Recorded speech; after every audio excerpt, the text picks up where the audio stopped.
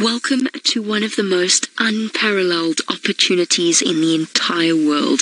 It is 4:30 in the morning here in the Masai Mara in Kenya, and you are sharing this very first with me.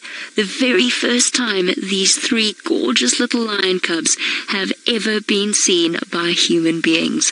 Isn't that absolutely fantastic? Here in the middle of the night in Kenya. And just a quick introduction so that I can explain a little bit about who we are and what it is we're doing. My name is Jamie. This evening Sensor is on camera. It's actually not evening, it's first thing in the morning.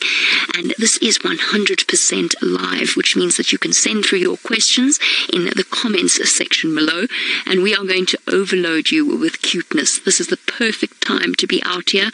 The time when animals are getting up and moving. Let's go back and look at these lion cubs. Shelley, you say wow. I agree, Shelley, because to be completely honest with you, we would not be able to sit here. These cubs are probably only around about 6 weeks old, if that. So typically, we wouldn't be able to sit with them. We wouldn't be able to put a light on them. But we have the technology now to actually sit with infrared light on, so that although it looks as though there's bright light, it is completely pitch black. I can't see these lion cubs at all. And as I said, this is the first time that we're seeing them, so I'm giving them plenty of space because they're tucked away in the grasses. Now, Kelsey, you would like to know which pride this is. Hello, you. Yes, we see you, your little face. Oh, you're so gorgeous. It is the Angama pride, and the Angama pride consists of 4 females and 10 cubs. And this afternoon on wildsafariLive.com, James was watching the 3 Angama lionesses with their wildebeest kill, and we were all wondering where the 4th was. Well, we have our answer. She's been here the whole time with these tiny, tiny, tiny little ones, and we were just so lucky in that she brought them out in front of us. Hello, you can see how curious they are. This is probably one of the first times they've ever seen a car. Hey, look how brave you are. You are so cheeky. Look at the curiosity. Megan, you say Mum looks so relaxed. Megan, that's great to hear. I've been watching her body language the whole time. I agree, she looks perfectly relaxed. The lions here are very used to us in safari vehicles, but I did want to give her a little bit of extra space because she's been so kind to us in trusting us with this particular site of her brand new cubs that I've given her as much space as she needs so that I don't frighten these little ones in any way. Remember, this is all happening right here and right now in Kenya at 4:30 in the morning. Well, Jenny, you would like to know what are we doing up so early? We now have the technology to actually view all kinds of things at night, and although the daytime vistas out here in Kenya are utterly breathtaking, the night is where the true action happens. So last night on wildsafariLive.com, our team was out.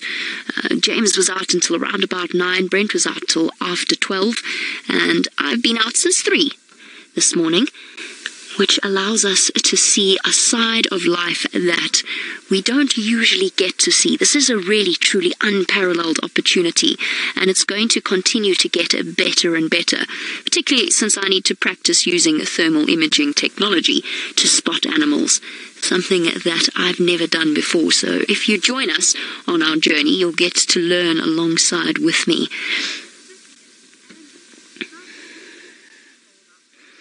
Now, Angie, you would like to know how the temperature is.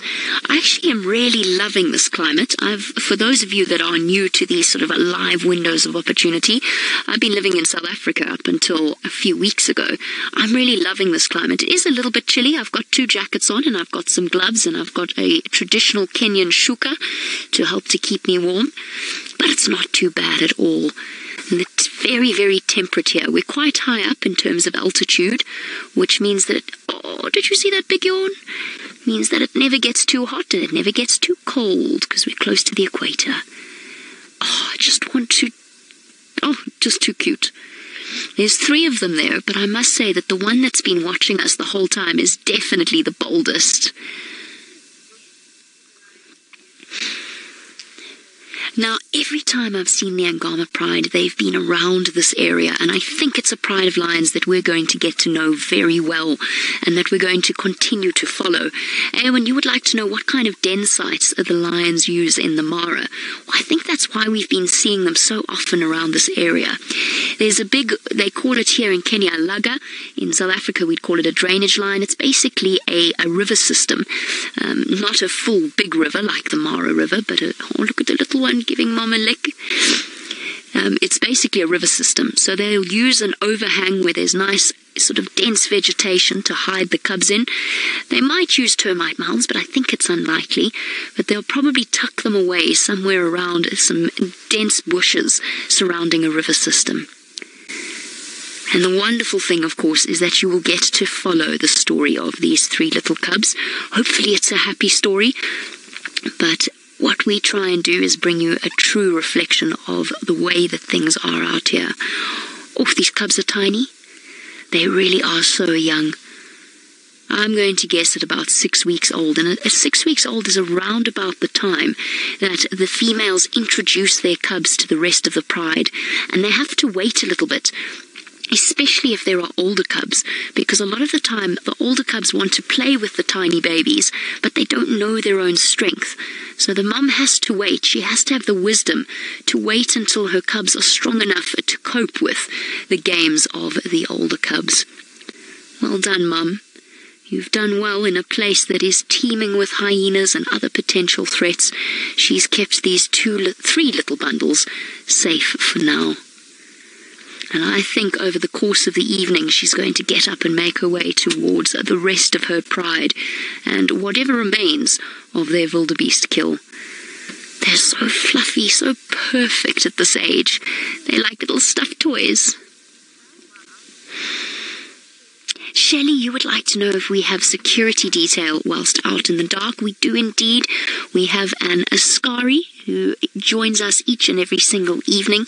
They help to keep us safe. Last night they helped to guide me home because my headlights stopped working, which was an interesting experience. A tale perhaps for another day on wildsafarilive.com. But yes, absolutely, we do have security detail.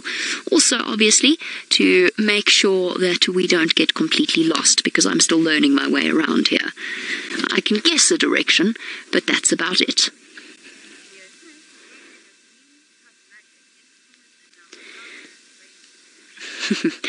Brent says that I have new cubber magic, having seen the first new Nkuhuma cubs about a year ago, over a year ago now, and now the very first new Angama.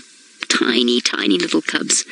Well, that's definitely been a special way to spend my evening. It's time for me to say goodbye, but don't forget, join us each and every day on wildsafarilive.com.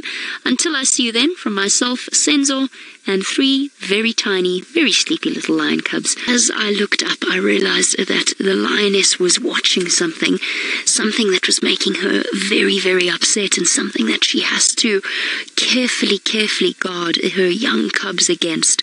There is a hyena lurking around her. And all of this is happening right here, right now, in Kenya. I'm not even going to introduce myself for now. There are the tiny, tiny, vulnerable little cubs, so young, only 6 weeks old. I noticed that there was a change in the mother's body language. She seemed to stand up, not in a normal way, but she stood up in a way that looked like she was, I don't know, there were strings attached to her body. She kind of just lifted, without standing up in the way that lions usually do. Where's that hyena gone? I'm just going to have a look through my thermal imaging. There she is.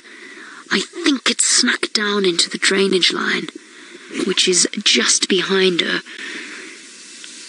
And it's just one hyena. One hyena is not a threat to this lioness and her cubs, but she's got to make sure that she keeps an eye on all 3 of them. So now she's moving just to see if she can see where that hyena has gone. There we go. She's shifting position slightly, hidden behind an acacia tree. I think they're going to be absolutely fine. One hyena is no match for the strength of a mother, or a mother lion at least. she would easily be able to fight off one. My hope is that the hyena doesn't call to the rest of the clan. I don't think it's going to, though. I think it just wandered through out of curiosity.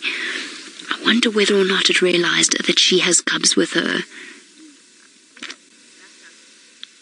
Sarah, you say that she needs to roar for backup.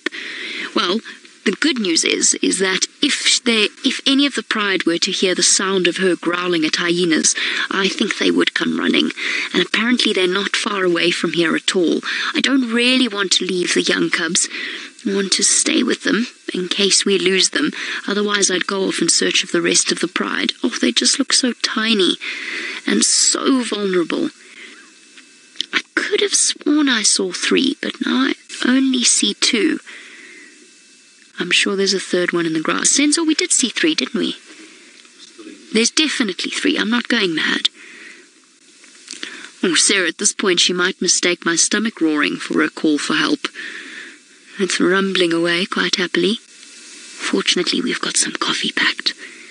She's relaxed again, and I think what that means is that the hyena has moved off.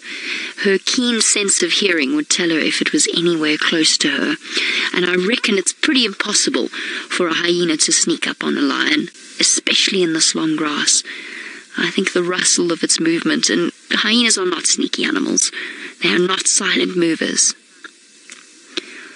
Laura, you would like to know how I found the lion. The way that I found the lion was I drove down a road and she was in the middle of it, so I can't claim any great skill there. But once she did move off the road, I've got this fantastic thing. I don't quite know what it's called, but it's a little eyepiece that I put up to my eye, and it detects the thermal heat signatures, basically, of the various animals. And I'm still sort of getting to know how to use it. And at the moment, to me, zebra kind of look like hippopotamus and vice versa. But I can zoom in, and I can get a sort of a rough idea. I can see the cubs moving. I can see her. I can actually see straight through the grass by using it. So you're watching through infrared. I'm watching the heat signatures of the animals, which allows me to spot them in the long grass.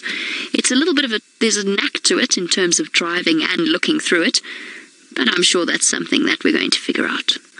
Right, little cubs, you rest peacefully. We're going to keep an eye out for that hyena, but I think that for now it's gone. So we'll say goodbye for now, and if anything changes, we'll come back straight